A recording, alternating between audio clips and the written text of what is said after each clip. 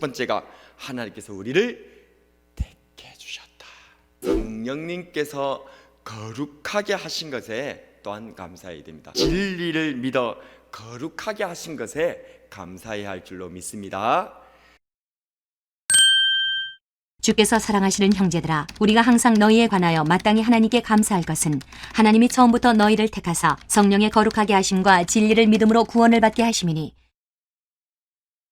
하나님께서 나를 택하신 것에 대해서 감사할 수 있어야 되겠습니다. 하나님께서는 우리를 사랑하셔서 택해 주셨습니다. 이것은 우리가 선하거나 악하거나 하는 우리의 행위와는 전혀 관계가 없는 것입니다. 우리는 우리의 죄로 인해서 죽고 죽은 이에 영원한 심판이 마땅한 죄인이었습니다. 그런데도 불구하고 하나님께서는 우리를 불쌍히 여기셔서 그저 구원하시기로 선택해 주셨던 것이죠. 이 얼마나 큰 은혜입니까? 이 얼마나 큰 사랑입니까? 이를 로마서 5장 8절, 우리가 아직 죄인 됐을 때에 그리스도께서 우리를 위하여 죽으심으로 하나님께서 우리에 대한 자기의 사랑을 확증하셨느니라. 아멘. 이 말씀이 얼마나 위대한 말씀인가.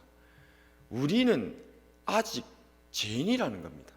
우리가 뭔가 하나님 앞에 선한 일을 한다든지 예쁜 일을 한다든지 칭찬받을 일을 했다든지 아니면 뭔가 우리가 좀 변화를 받았다든지 뭐 그렇게 되어서 하나님께서 아이고 그래도 너희들이 귀엽네, 아이고 그래도 너희들한테 내가 기대할 것이 있네, 이렇게 하면서 하나님께서 우리를 위해서 구원해 주시고 예수님을 보내주신 그런 게 아니고요. 우리는 여전히 죄 가운데 그냥 있다는 겁니다. 암만 하나님의 말씀을 선포하고 하나님의 사랑이 우리 가운데 찾아와도 우리는 아직도 그냥 죄인이라 그 말입니다. 그런데 하나님께서 독단적으로 그냥 먼저 선제적으로 우리들에게 사랑과 은혜를 베푸시고 우리 구주 예수 그리스도 당신의 독생하신 아드님을 죽기까지 보내주시기로 선택해 주셨다는 것입니다. 할렐루야. 이게 너무 놀라운 겁니다. 그리고 또 이것은 너무 큰 위로가 됩니다. 왜 그렇습니까? 우리는 예수님 믿는다고 하는 지금도, 제가 목사인 지금도 여전히 죄를 짓잖아요. 여전히 하나님 앞에 엉뚱하고 황당한 일을 얼마나 많이 저지릅니까? 그런데도 하나님은 그것 안 보고, 우리의 그런 여러 가지 모습들을 안 보고 그냥 선택해 주셨다는 것입니다. 할렐루야. 이것을 기억하시는 저와 여러분 되시길 바랍니다. 그래서 이것이 우리가 그 어떤 상황 가운데서도 감사할 수 있는 기본적인 감사가 된다는 겁니다. 두 번째로 성령님께서 거룩하게 하신 것에 또한 감사해야 됩니다. 거룩으로 번역된 히브리어 코데시는 잘라냄, 분리됨을 말하고 있는데요, 죄와 더러움에서 분리된 상태, 그것이 구약적인 의미에서의 거룩, 하나님께서 거룩하시다라고 할 때에 그 거룩입니다. 하나님 당신께서 거룩하시니 우리도 또한 거룩하라라고 말씀을 하시는 것입니다. 그래서 하나님의 백성의 또 다른 이름은 무엇입니까? 거룩한 무리, 즉 성도라고 하는 것이죠. 하나님의 거룩한 백성이 되어졌는 줄로 믿으시기를 바랍니다.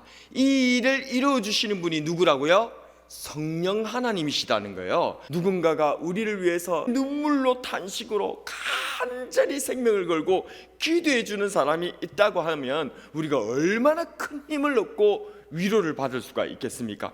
그런데 사람이 그런 중보자가 되어줘도 든든한 천군만마를 얻는 것 같을 터인데, 심지어 하나님이신 성령님께서 지금도 나를 위해서 그렇게 말할 수 없는 탄식으로 기도를 해주신다고 하는 것을 깨닫는다면, 그것을 기억해낸다면 우리가 어찌 암만 환난과 어려움과 힘든 여건 가운데 있다 할지라도 감사하지 않을 수가 있겠냐는 것입니다.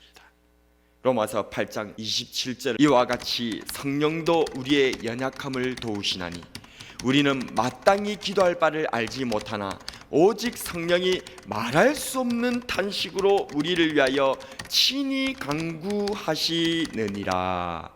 이 거룩하게 하시는 성령님의 터치가 죄인된 우리들에게 임하게 될 때에 마치 묵어서 눌러붙은 우리의 이 영혼의 때가 벗겨지기 시작하는 거예요. 때로는 조그만 상처가 날 수도 있고 이 살점이 마치 떨어져 나가는 그런 고통처럼 느껴질 수도 있지만, 그는 내 살이 떨어져 나가는 것이 아니라 내가 지금 성화, 거룩하게 되어져가는 과정이라는 사실을 기억하시고 감사로 도리어 하나님께 영광 돌려드리시는 저와 여러분 되시기를 축복합니다. 마지막으로 진리를 믿어 거룩하게 하신 것에 감사해야 할 줄로 믿습니다.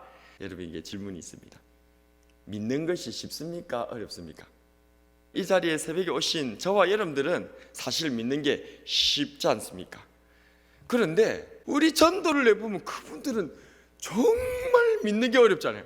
맞아요. 이건 어려운 정도가 아닙니다. 불가능한 일입니다. 이게 안 되기 때문에 누가 오셨다고요?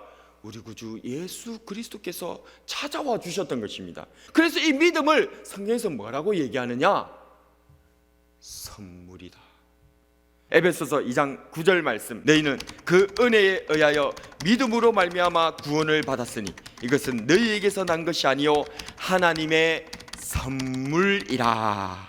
그렇습니다. 우리는 믿음을 선물로 받았습니다. 우리가 선물을 줄 때 선물 받는 사람한테 우리가 기대하는 게 딱 한 가지 있잖아요. 이걸 받고 기뻐하고 너무 좋아하고 너무 그게 감격이 돼갖고 눈물을 걸성걸성하면서 그 선물을 받는다. 우리가 얼마나 기쁘겠습니까? 우리 하나님도 마찬가지입니다. 하나님의 사랑과 우리 구주 예수 그리스도의 희생의 이 십자가의 은혜가 정말 믿어진다면 우리가 마땅히 하나님께 바쳐드릴 수 있는 표현은 감사입니다. 감사. 그래서 믿음의 결과는 감사입니다. 정말 믿는다면 감사가 나오는 것이죠. 말씀을 정리하겠습니다. 우리는 추수감사주의를 준비하고 있습니다. 잊혔던 그 감사를 다시 회복해 볼 필요가 있습니다. 감사가 말라버렸다면 믿음이 말라버린 것입니다. 정말 믿어지면 감사가 나오는 거야.